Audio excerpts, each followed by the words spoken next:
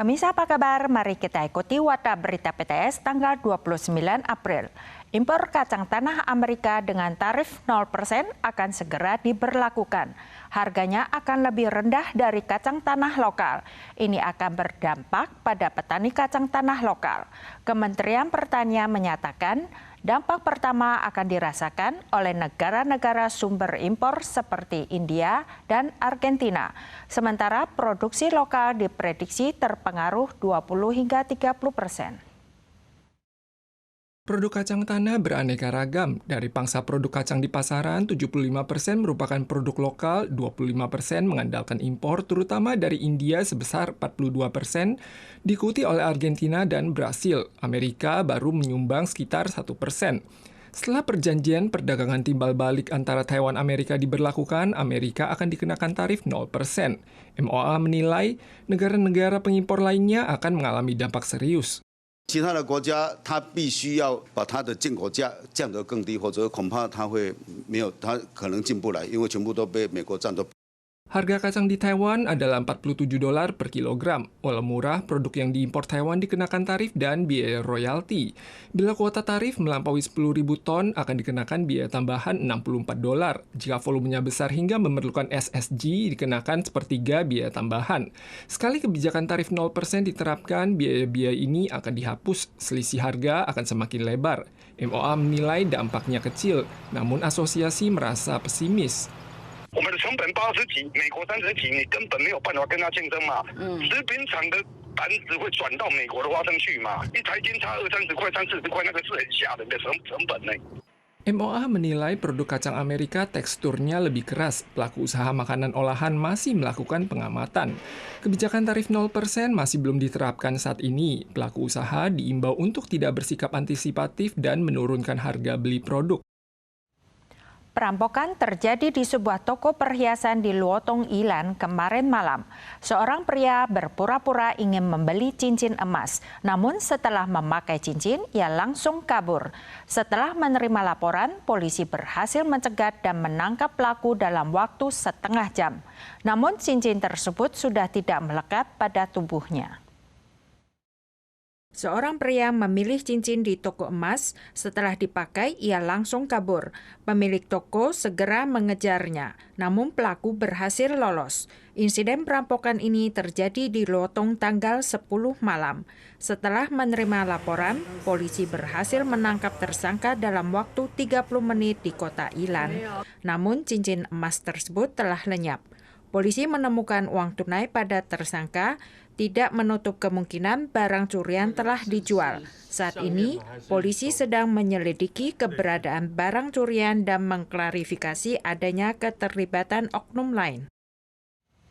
Laporan terbaru menunjukkan dana perbelanjaan militer global tahun 2025 mencapai 2,9 triliun dolar Amerika, naik selama 11 tahun berturut-turut.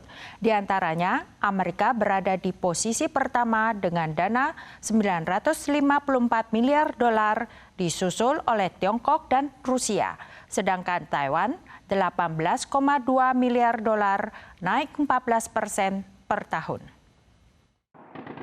Akibat dampak konflik regional, setiap negara meningkatkan anggaran pertahanan nasionalnya. Laporan terbaru Institut Penelitian Perdamaian Internasional Stockholm menunjukkan bahwa dana perbelanjaan militer global tahun 2025 mencapai hampir 2,9 triliun dolar Amerika, naik selama 11 tahun berturut-turut. Di antaranya Amerika Serikat di posisi pertama dengan 954 miliar dolar Amerika, disusul Tiongkok 336 miliar dolar, Rusia 190 miliar dolar, dan Taiwan 18,2 miliar dolar, naik 14% per tahun.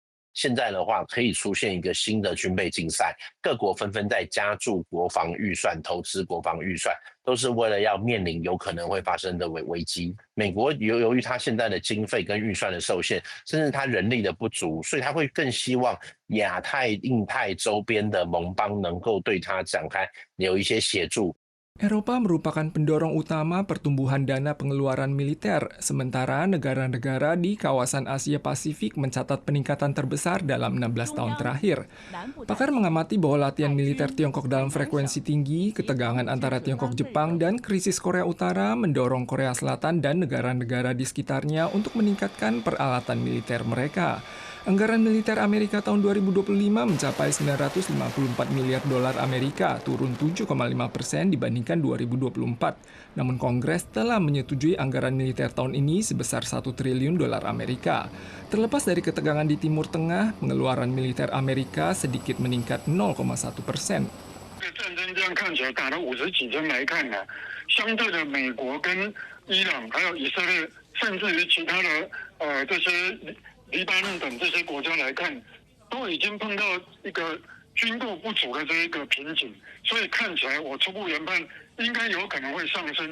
Anggaran belanja militer Iran dan Israel tahun lalu tidak bertambah malah turun. Pakar mengamati bahwa perang di Timur Tengah tahun ini mencerminkan bahwa cadangan amunisi setiap negara tidak memadai, sehingga anggaran belanja militer diperkirakan akan meningkat.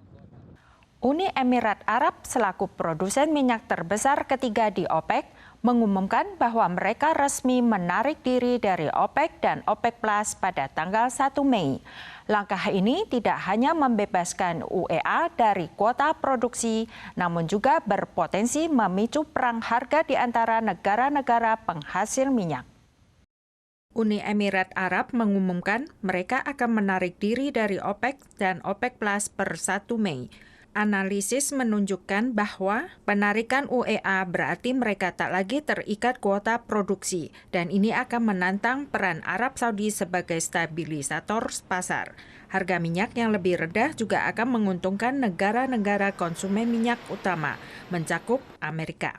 Penarikan ini tidak akan melemahkan pengaruh OPEC di pasar energi global, juga akan membawa lebih banyak ketidakpastian pada kolaborasi masa depan antar negara penghasil minyak. Gerakan separatis sering terjadi di Provinsi Papua Barat. Baru-baru ini terjadi bentrokan antara pemerintah dan kelompok bersenjata yang menewaskan 15 warga sipil, mencakup perempuan dan anak-anak. Insiden ini memicu amarah warga yang melakukan aksi unjuk rasa pada hari Senin dan kembali menyulut berontokan sengit antara polisi dan warga. Operasi militer pemerintah di Provinsi Papua Barat bulan ini telah menewaskan 15 orang. Sekitar 800 warga melakukan unjuk rasa tanggal 27 untuk memprotes kekejian dalam prosedur penegakan hukum. Polisi mengerahkan gas air mata dan meriam air, warga pun membalas dengan melemparkan batu, melukai sedikitnya 5 petugas. Sementara jumlah korban sipil belum diumumkan. Polisi dan warga mencoba bernegosiasi, namun petugas malah diserang. TLWN ya, traffic light itu ya memang ya pada saat negosiasi untuk bagaimana ya kita harap untuk mundur nanti baru dimobilisasi tujuannya itu. Nah cuman karena pada saat nego ada pelemparan dari massa kepada aparat sehingga dilakukan upaya memundurkan massa ke daerah. Papua dulunya merupakan kawasan kolonialisasi Belanda dan baru menjadi bagian dari Indonesia melalui referendum tahun 1969. Namun banyak suku adat setempat tidak mengakui pemerintah Jakarta dan berjuang untuk mencapai kemerdekaan, memicu konflik militer berkepanjangan dengan pemerintah Indonesia. Ormas HAM menyampaikan warga lokal yang terimpit di antara kelompok separatis dan pemerintah kerap menjadi korban. Para pemirsa sekalian, sekian warta berita dari PTS. Kita soal lagi di lain kesempatan. Sampai jumpa.